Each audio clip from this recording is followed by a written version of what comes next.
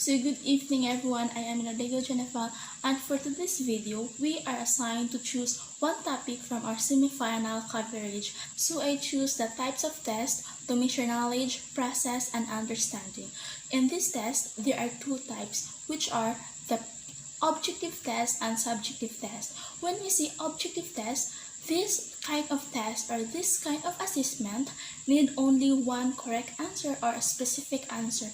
When we say the teacher will give you one question but you are not allowed to define, or you are not allowed to give the meaning, but you will just going to give the exact answer.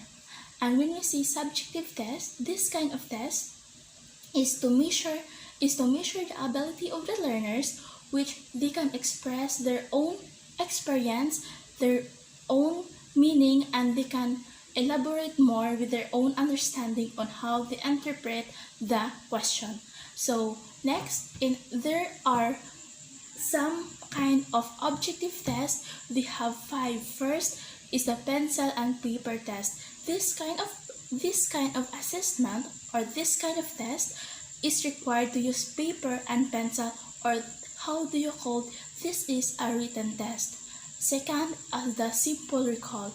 The simple recall is to measure the knowledge of the learners, where the teacher will just give the fill in the blank, enumeration, identification, where you will going to think or you're going to memorize what are you going to answer or what is needed in the question.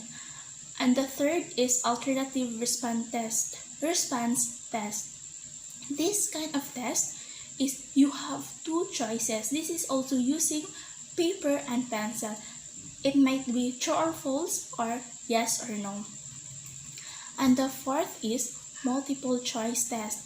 The multiple choice test, this will be identified as the most versatile test type. Next is the matching type test. This is construct in two column or two parallel column.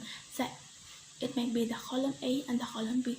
In the column A, this is the premises, and the column B is the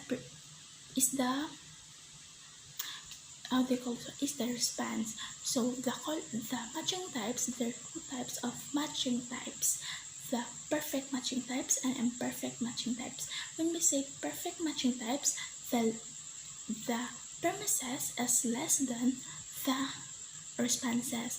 So, and also you can only use once.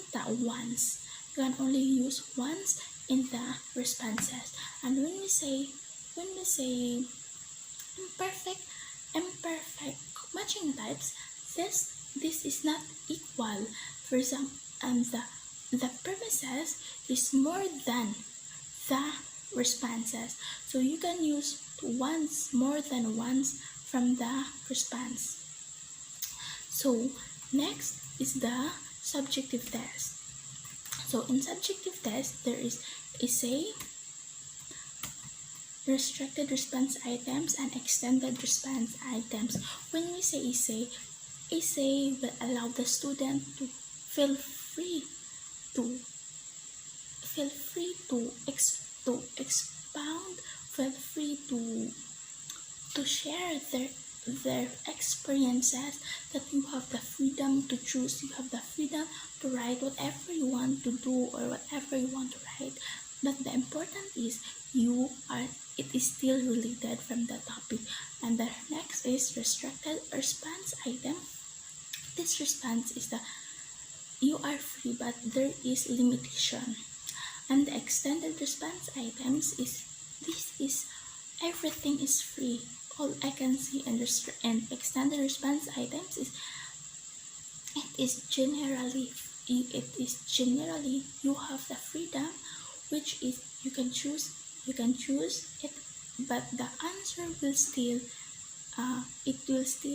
reflect on how do you evaluate, on how do you interpret the message or the question. And that's all. That's the topic that I choose because it is more easier, even though naglisod ko og explain, but in my mind is I understand that topic but it's very hard lang siya i-expound. So lang siya i-explain. That's all. Thank you.